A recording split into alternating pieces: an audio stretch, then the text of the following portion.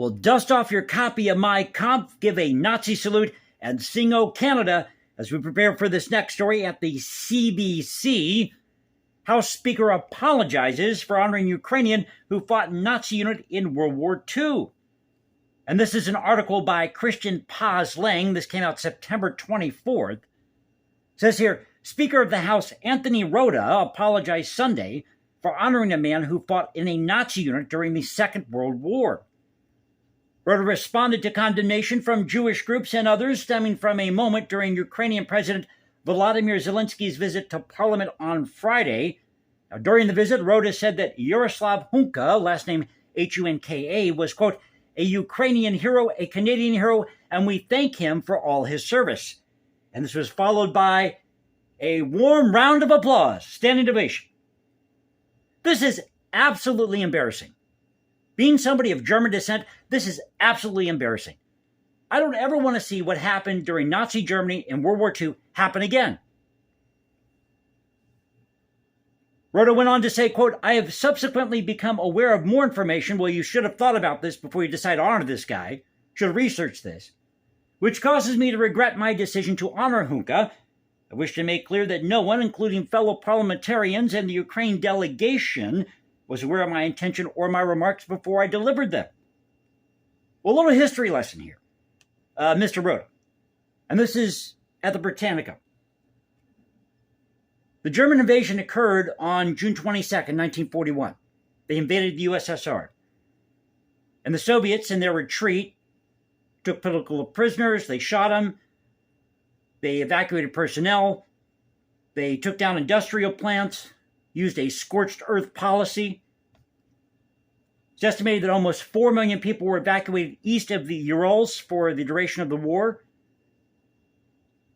Several people killed. And the reason why you had these Ukrainians fighting for the Nazis is because they believed that the Germans would liberate them from Russia. The Ukrainians knew that the Germans were at odds with the Polish and with the Russians. But of course, this illusion was shattered. On June 30th, members of the OMB proclaimed the restoration of the Ukrainian statehood and the formation of a provisional state administration. And the Germans, they invaded Lviv on that date, June 30th. Within days, the organizers of this action were arrested and interned in concentration camps, which included both Bandera and later Melnyk, last name Melnyk.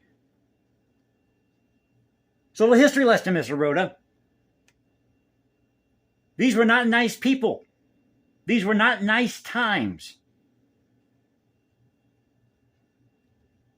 He went on to say, I particularly want to extend my deepest apologies to Jewish communities in Canada and around the world. And he takes full responsibility, and that's in quotes, for his actions. And they've got a screenshot here. These people applauding.